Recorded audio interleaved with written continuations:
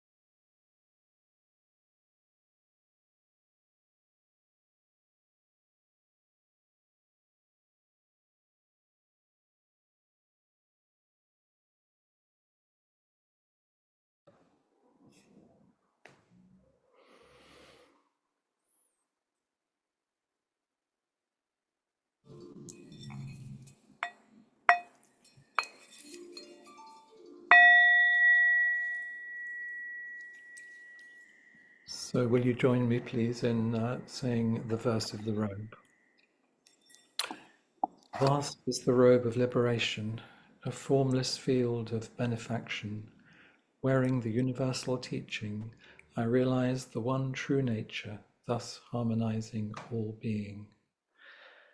Vast is the robe of liberation, a formless field of benefaction. Wearing the universal teaching, I realize the one true nature, thus harmonizing all being. Vast is the robe of liberation, a formless field of benefaction. Wearing the universal teaching, I realize the one true nature, thus harmonizing all being. Welcome, everyone. Today I want to play with some of the themes that arose during our recent Just This practice day, but express them differently in this particular talk.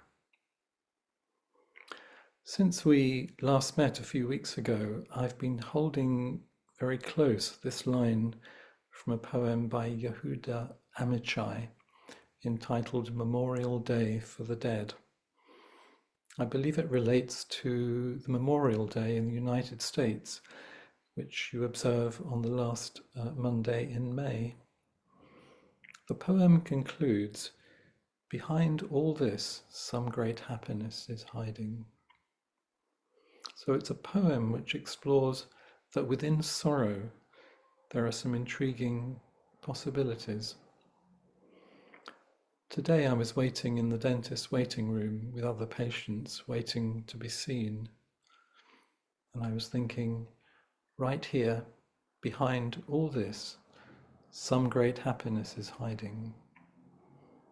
And then on the dentist chair with my mouth open, behind all this, some great happiness is hiding. And then at lunchtime with Trudy, listening to an interview with the wonderful composer Oliver Arnolds, behind all this, some great happiness is hiding. And being with you now, today, behind all this, some great happiness is hiding, right now, wherever you are. The more I lead inquiry, the more I feel a connection with you individually and collectively. I now warmly wonder about you when we meet here and when you disappear and leave the space you have created to lead your precious lives. For absence to be felt, there has to be first presence.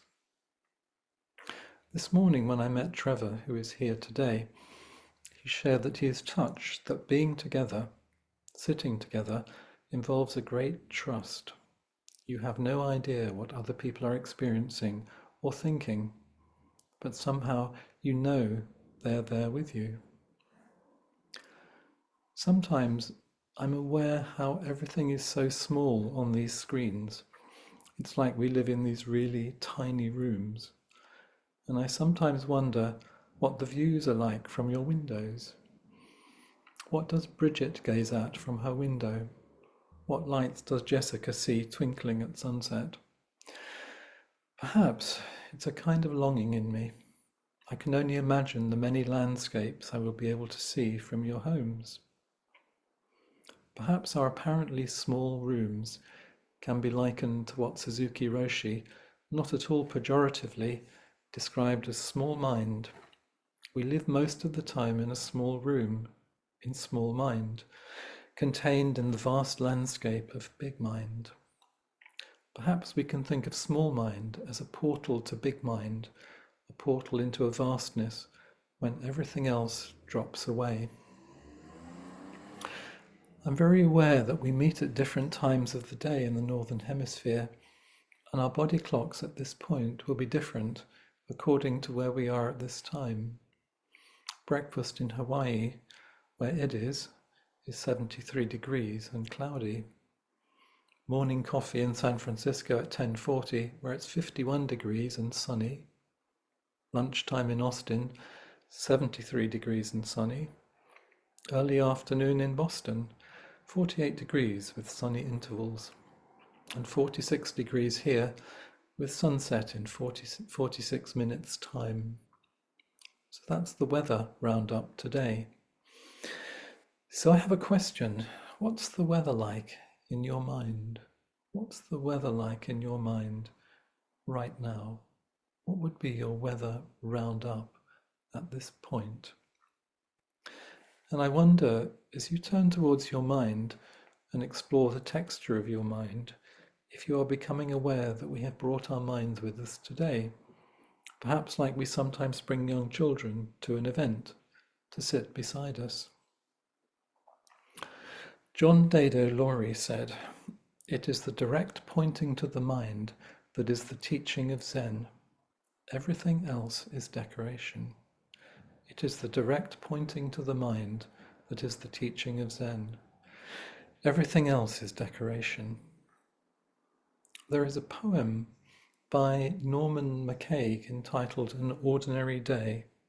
I'm going to read you the beginning and the end of the poem. It begins, "I took my mind a walk, or my mind took me a walk, whichever was the truth of it. The light glittered on the water, or the water glittered in the light." And it ends, "And my mind observed to me, or I to it, how ordinary, extraordinary things are, or how extraordinary, ordinary things are, like the nature of the mind and the process of observing, and the process of observing." And to contextualize the first 5 lines of the poem for our time together today, "I took my mind to inquiry, or my mind took me to inquiry, whichever was the truth of it. The inquiry flowed into my mind, or my mind flowed into the inquiry."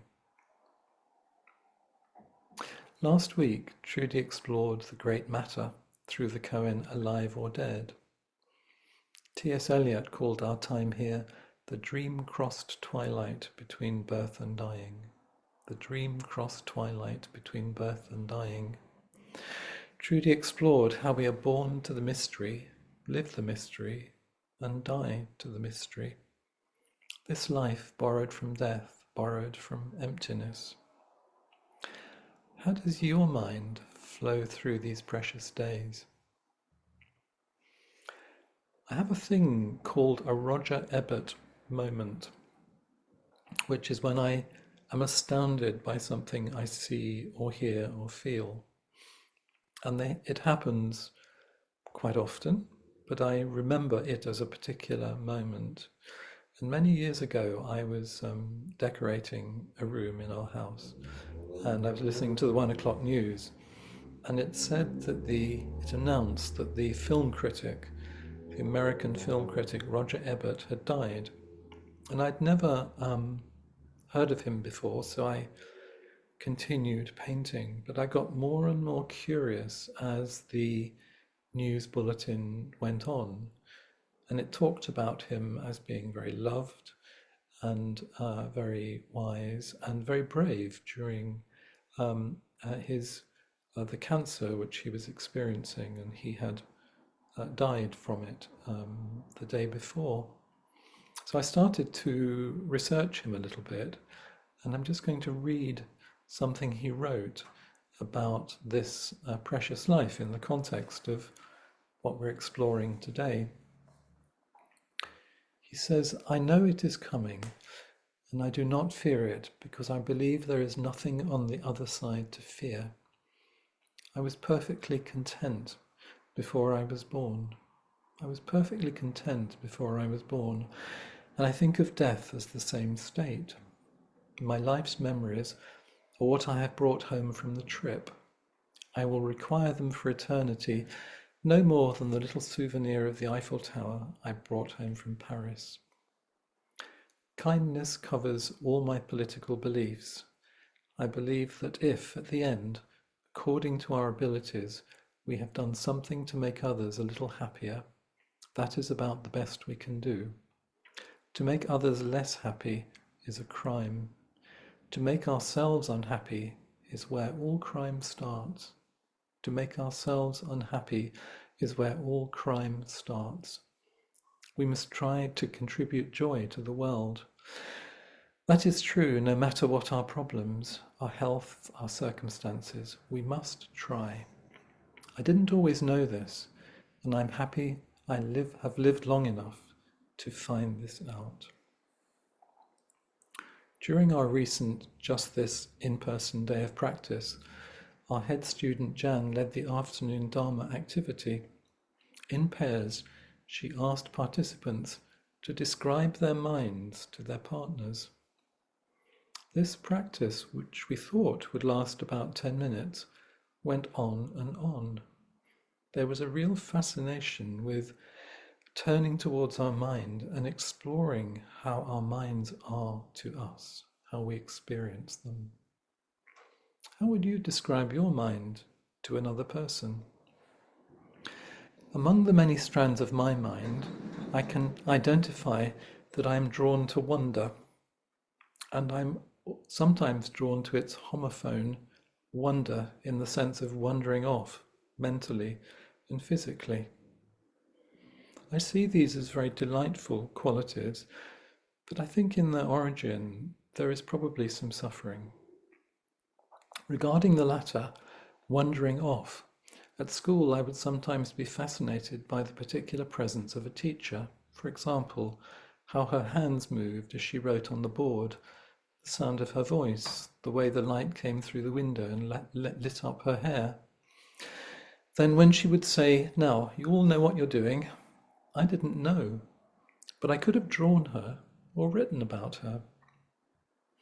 One of my favourite novels is the wonderful The Member of the Wedding by Carson McCullers. In the novel, 12-year-old Frankie is trying to explain the inexplicable to her housekeeper Berenice. My mind just resonates with how her mind expresses her experience. She says, Carson McCullers says, her heart was dark and silent, and from her heart the unknown words flowered and bloomed, and she waited to name them. Isn't that beautiful? What I've been trying to say is this. Doesn't it strike you strange that I am I, and you are you? I am F. Jasmine Adams, and you are Berenice Sadie Brown. And we can look at each other and touch each other and stay together year in and year out in the same room. Yet always I am I, and you are you. And I can't ever be anything else but me, and you can't ever be anything else but you. Have you ever thought of that? And doesn't it seem to you strange? At Just This, we are happy to offer people new to practice, either in person or online, an orientation. It surprises me, it surprises some that we focus on what we do in the Zendo, not what we believe. It includes the opening of the Zendo, the offering of incense, zazen, walking, bowing, listening to a talk, sharing and repeat. The invitation is to just follow the schedule, watch what other people do together, warmly wonder, and of course, you can always ask questions. Sometimes people ask, why? There are, of course, many responses to this question. We could think of this practice as a kind of training in care, so that when we leave, we can take this quality of care into our daily lives. Perhaps we could also say now, behind all this, some great happiness is hiding. Or inside all this, some great joy is hiding. Inside this simple ceremony, these simple practices which we take out into our daily lives, some great joy is hiding. I'm reminded that T.S. Eliot said, the hint half guessed, the gift half understood is incarnation. I want to close by reading a poem to you. It's called Spring Watching Pavilion by Ho Huan Huang. And it's about a spring evening. And so right now, this is for Europe. But as you move through the day, and the planet moves, it'll be appropriate for you in Boston in about 3 hours' time, and the Midwest in 6 hours' time, and Hawaii in about 12 hours' time. So it's for everyone at a different time of the day. And for me, it expresses something about what I want to share today, and it gives me a lot of delight and a lot of wonder. So, Spring Watching Pavilion. A gentle spring evening arrives airily, unclouded by worldly dust. 3 times the bell tolls echoes like a wave. We see heaven upside down in sad puddles. Love's vast sea cannot be emptied, and springs of grace flow easily everywhere. Where is Nirvana? Nirvana is here, 9 times out of 10. Where is Nirvana? Nirvana is here, 9 times out of 10. So, perhaps we can entertain the possibility behind all this, some great happiness is hiding, or inside all this, some great joy is hiding. How is your mind today? I would love to meet your mind. So, thank you so much.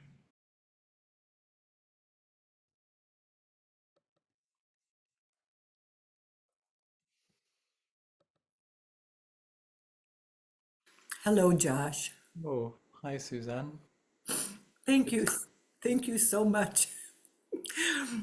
This is a very apt theme for me today because your question of how is your mind Mm, and about what's the hidden happiness or joy behind.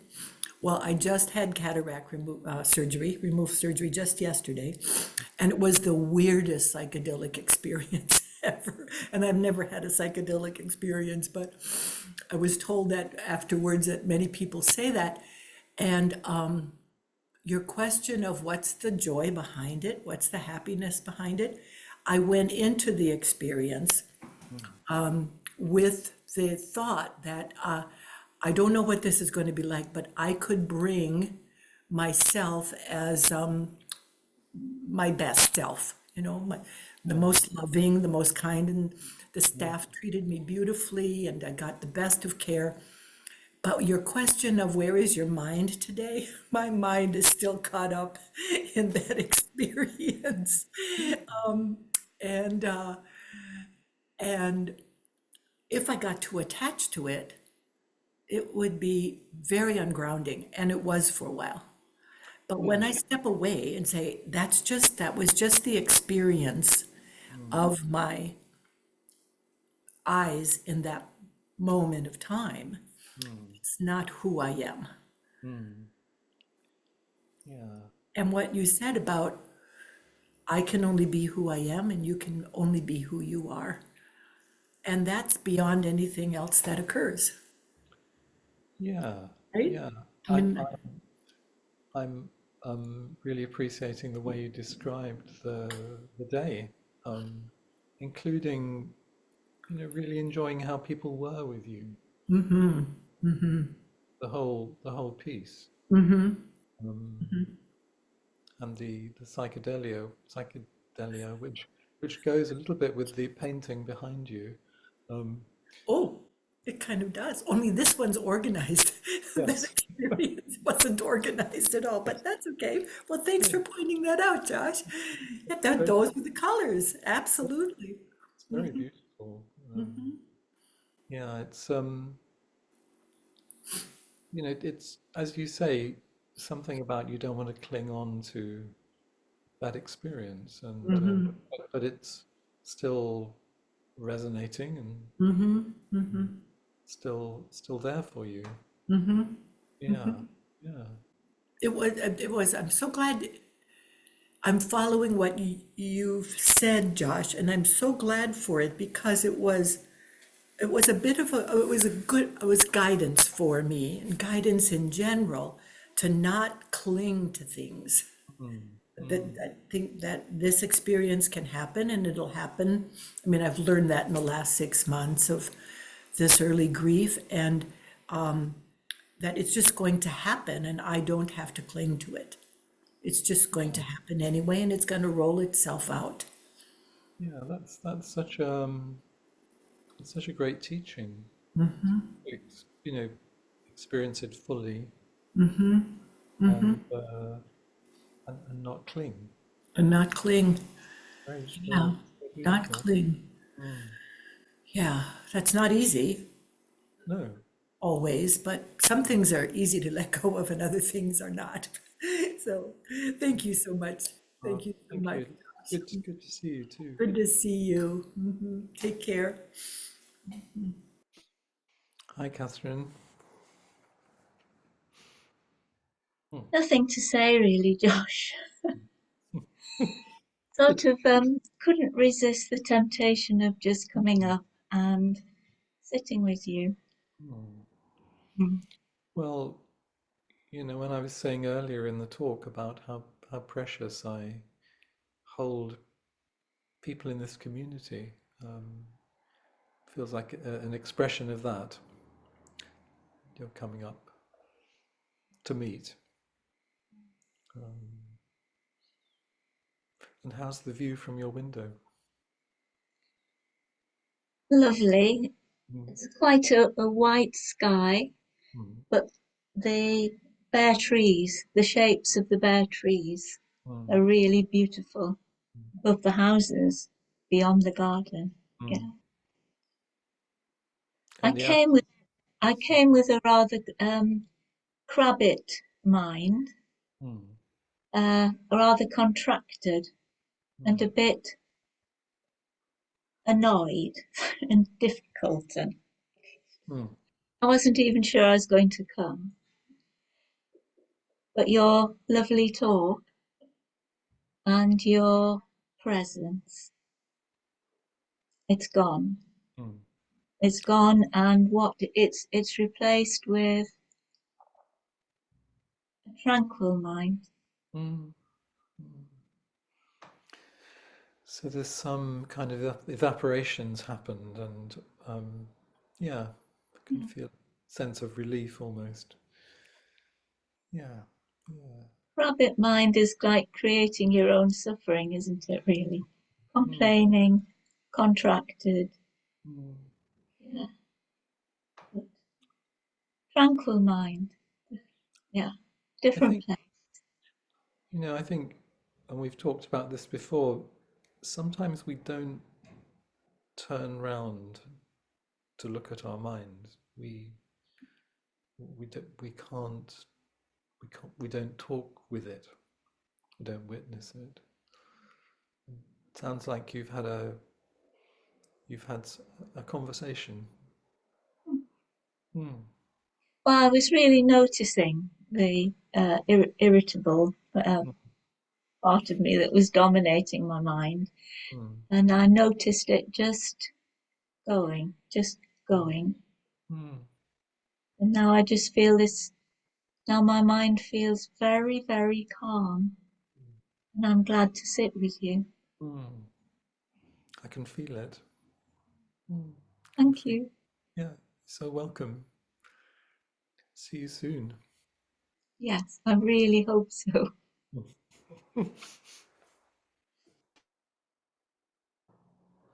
Hi, Shelley. Josh, how are Hi. you? Um, I'm not sure. I'm delighted to see you. Right. Delighted to see you too. Yeah. Mm, This question you ask about the state of mind mm, is very poignant for me today. I'm in the midst of a fairly significant work job transition, mm, and I'm in my last week of my current job before I start my next job. And I find that this place of in between is not very comfortable. mm, mm. Yeah. Last week, I was very uh, still processing the grief of letting go of what was. Mm. And this week, I feel like I'm right in the middle. Yeah. I don't know where I am, and I don't know where my mind is. Mm. And there is a spaciousness to it. Mm. And I'm thinking perhaps this is the joy and the happiness behind the discomfort. Yeah, sounds like you're asking that question, you know, Mm, is there some joy hidden in this place? hmm Um, and what I'm thinking is it's probably a really good thing to ask that question when things are quite tricky and difficult. Um, we can often find it in a, if we're already feeling relative happiness or joy, but it's in that empty space that the question really is quite potent. Yes, Yeah, I will definitely sit with it as the transition continues and the bumps that occur in transitions as they do. yeah. It's Thank you. interesting, you know, in retreats, we often say it's easy to sit in a way and follow the schedule, but when there's a transition, that's when you can you can kind of see your practice because you're applying your practice to an uncertain situation. Offer kindness and you know the possibility of taking good care during that time. So I really wish you well and think it's a great question. You know, how do we manage transitions? Mm, Um, yeah, thank you. yeah, it's really nice to meet you. Thank you.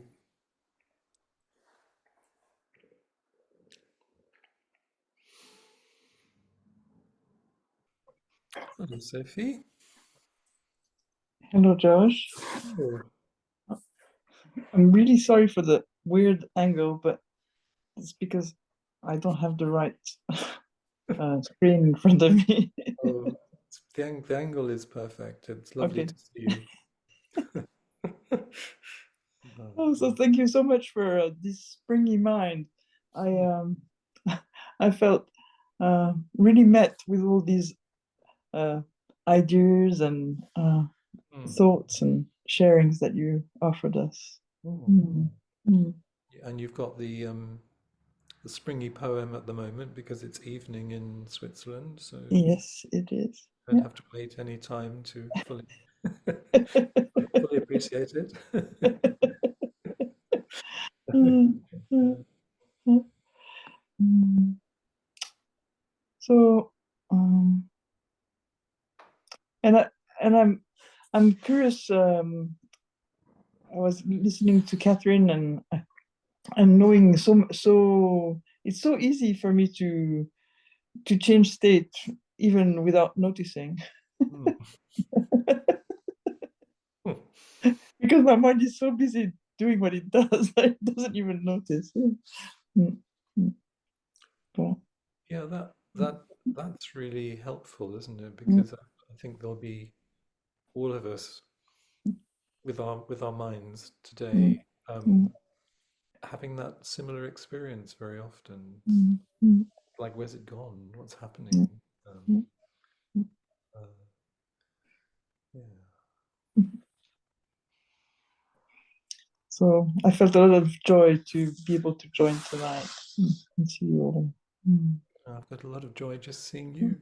Yeah. mm, mm, You know, mm, I love what you described about your mind because mm, I think the second ancestor, before he became the second ancestor, went to Bodhidharma and he said, you know, can you calm my mind, please? And Bodhidharma said, well, show me your mind and I'll calm it for you. And he said, well, I can't find it. He said, well, there. It's calmed. You know, so that he, you know, I think I love some of the Zen humor. mm, Also mhm, quite profound because mm, sometimes like you're saying, if you're looking for it, it's kind of Mm. quite elusive. Yeah. Yeah, yeah. Mm.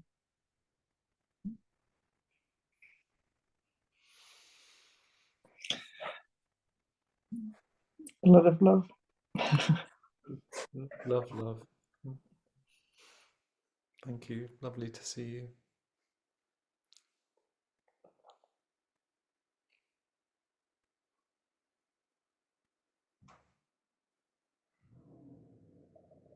So I was asking about the views from your window because I'm always quite curious about how we lead our lives, and I'm looking at the buildings opposite, and it's just this week in the spring. Um, the the lights on the top rows of the building light up with the sunset, but it's only just this 1 or 2 weeks in the year, and then it won't happen. Precious, precious times. Hello, Bridget.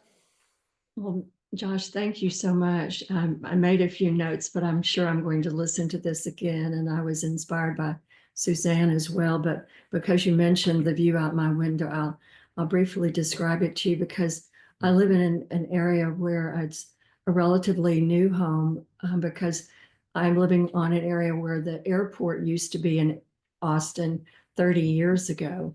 Mm. And what they did in order for a developer to make this into a mixed use community, they had to create areas of what are called retention ponds and detention ponds, because when we have storms, water can run off too fast and pollute Ah, our river. yes. So when I go out my front door, I'm actually looking at a blackland prairie that they recreated by Mm. sculpting the land, and it Mm. collects the rain. Okay. We're very much in need of rain right now, and we're Oh, under a, a red flag warning because we're having such high winds right. with such low humidity. But Mm. what's just beginning to happen here in Austin is I'm beginning to see a few bluebonnets blooming Oh, in mm. in people's areas, and then there may be some down in that pond. And Lovely. And but your message called me forward. yeah, and I don't think we have blue bonnets here. Trudy will know. She's very good with plants, I and she'll believe in. at Yeah. her. But they sound very beautiful. Well, they can be and are, and they're quite lovely. So Mm. perhaps if I'll find your email somehow, and then I'll try to send you and Trudy Please a do. picture of some. Please But do. thank you, and thanks for Like, this message. It's very heartwarming to remember to watch my mind, because I think I'd mentioned to you all that I had that joint counseling session with my son on March 5th. And of mm, course, he has offered as a next step to try to arrange our lunch with his older brother and me.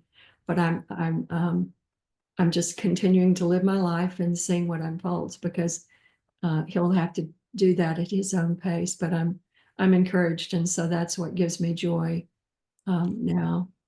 I'm really delighted you're encouraged. And how was being with your mind today? How was meeting it for Well, you? it feels good. I've had a restful day. I had to cancel a couple of appointments because I wasn't feeling at my best, but I'm already just being enriched by this, and I'm listening to a book and audio book and taking care of some tasks. So my Mm. mind is always, Hmm. um, I guess, just in seeing the people on the screen and being Mhm. with you. It encourages me in a way that I can't really explain. I guess it's what you're talking about is the presence. Yeah, I think that was what Trevor was alluding to today. You know, he was saying how precious it is to sit with people with different minds thinking different things, you know, but there's a commonality of supporting each other. It's lovely. Mhm. Yeah. So that's what I feel. Yeah, that's You. what I feel. It's lovely to see you. Bye. Bye, Bridget. Bye.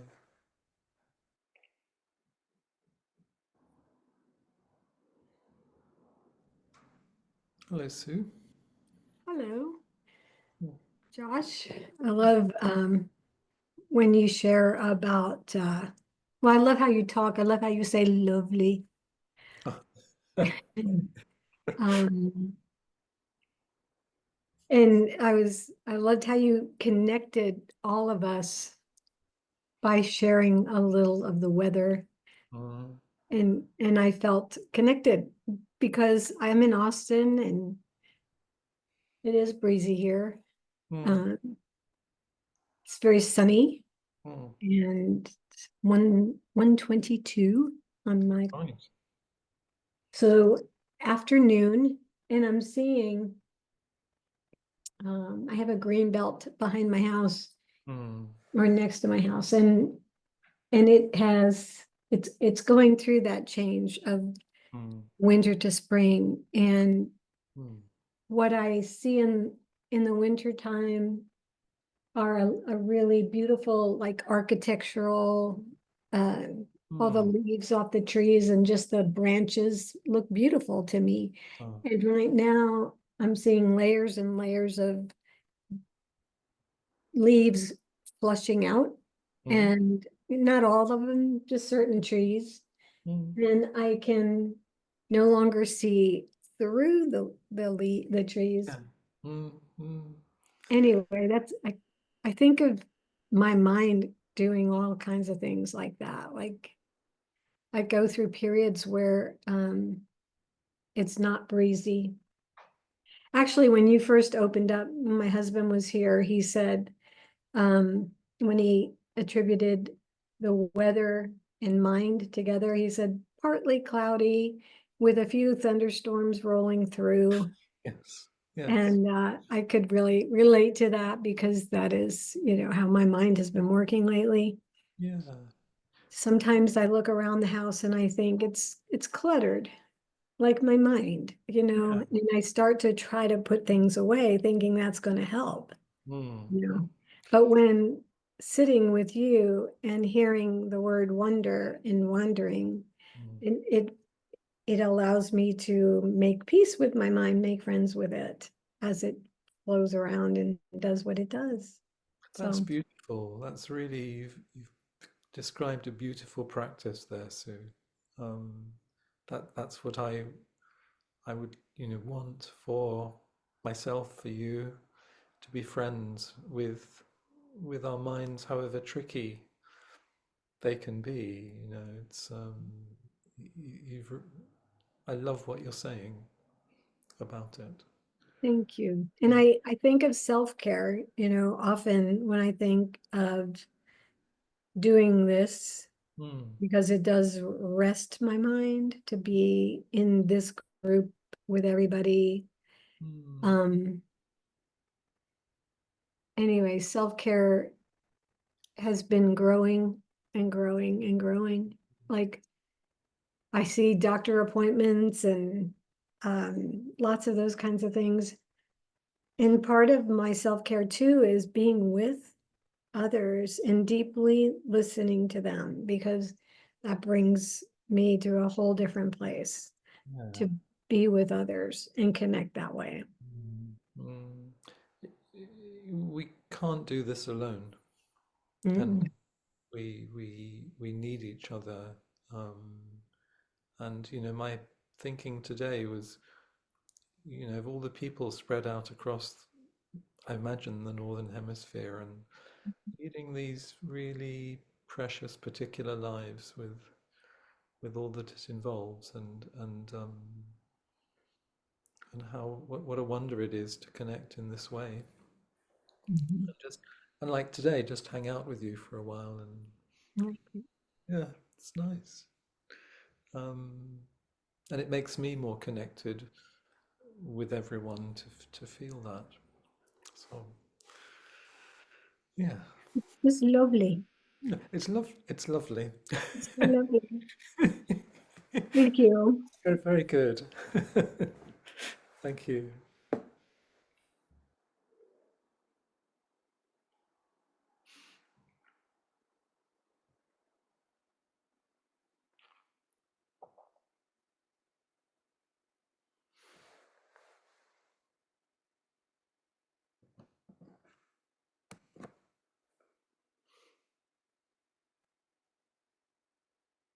So I've really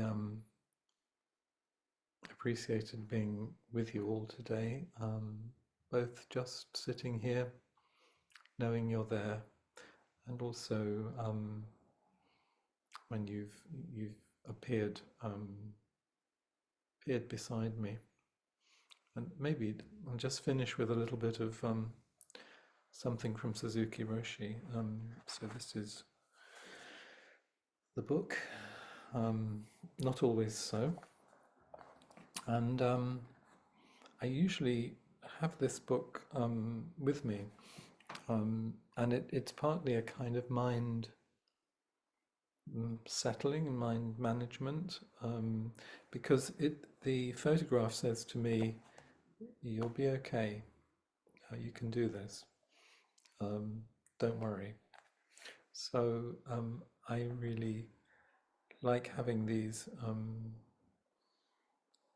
that image and these friends to kind of support me in whatever I do. So we need these things.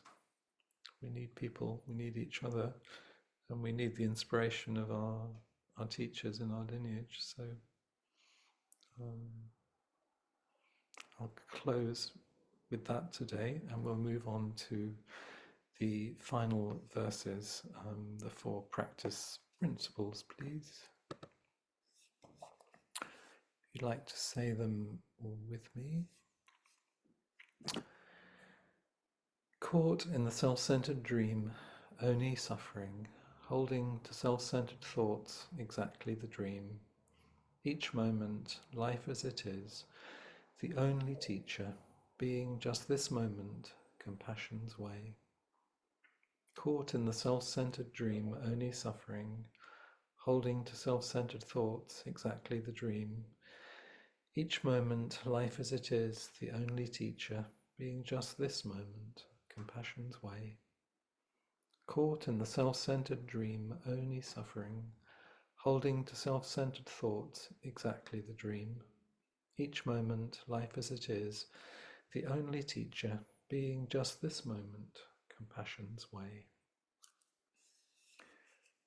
I want to thank you, Ed, for holding the space today, and it was great to meet you before we started, just to have some time together, so thank you, and I look forward to seeing you all at some point, hopefully in the near future. Thank you so much. Thank you so much, Joel. Beautiful, beautiful talk this morning, and always a pleasure to look out my window and see what's there. And I just want to bring to remembrance for everybody that Appamada's programs and facilities are supported by your generosity. And you can go to the website, appamada.org/contribute to do so. And if you'd like to get another 30 minutes with us, just stay where you are, pop yourself into our gallery view, and we will have a lovely, lovely time. Thanks, Sue. I love that.